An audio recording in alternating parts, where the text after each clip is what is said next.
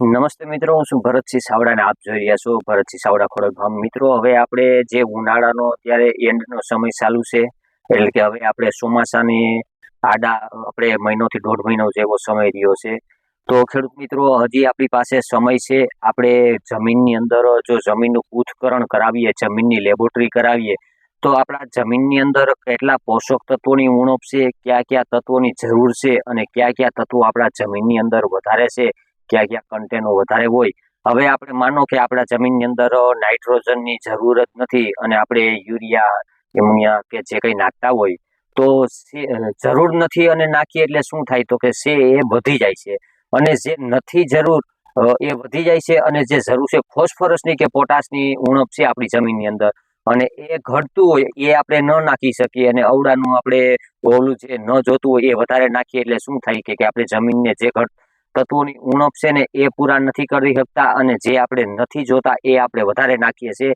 એટલે કે આપણો જે પાક છે એ પાક આપણો વધવાને બદલે નાનો થવા વળગી જાય છે, એટલે કે નબળો પડી જાય છે, જે જરૂરી પોષક તત્વો નથી મળતા. અને એ સિવાયના બીજા અલગ અલગ રોગ ઉત્પન્ન થાય છે. પછી આપણી જમીનની અંદર શું શું વસ્તુઓની ખામી છે, આપણા જમીનની અંદર કયા કયા તત્વોની ઉણપ છે એ પણ જાણી શકીએ, અને બીજા કયા કયા રોગો આપણી જમીનની અંદર વધારે આવી શકે એનાથી એ પણ આપણે ખ્યાલ આવી શકે. એટલે ખેડૂત મિત્રો, ખાસ કરીને આપણે એક વખત આપણા જમીનનું પૃથ્થકરણ કરાવી અને પછી જો ખાતરનો ઉપયોગ કરવામાં આવે તો આપણે ઓછા ખર્ચે ઝાઝો એવો ફાયદો મેળવી શકીએ અને ઉત્પાદનમાં પણ ઘણો એવો વધારો મેળવી શકીએ.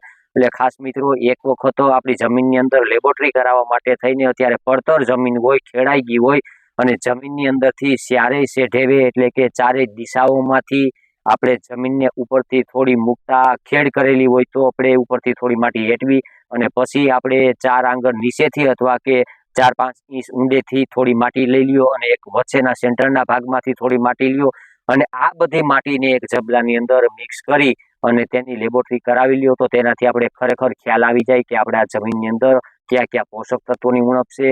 અને આપણી યુનિવર્સિટી એ ખાલી એક બસ મોકલવાની જ આપણે એક થોડી મહેનત પડશે, એટલે ખાસ આપણી જમીનની ચકાસણી થઈ જાય તો એનાથી આપણે ઘણો એવો ફાયદો મેળવી શકીએ. એટલે મિત્રો, આની અંદર આપણે આવા થોડા થોડા આપણે પ્રયોગ કરીએ તો ઘણો એવો ફાયદો થાય છે. જેમ માણસની લેબોરેટરી કરાવીએ એમ એક વખત જમીનની ચકાસણી કરાવવી જરૂરી હોય છે. તો મિત્રો, એ સિવાયની આપણે માહિતી બીજી એક લોંગ વિડીયોની અંદર આપશું. તો મિત્રો, આપણી ચેનલને સબસ્ક્રાઇબ કરી, લાઇક કરીને તમામ ગ્રુપમાં શેર કરી દેજો.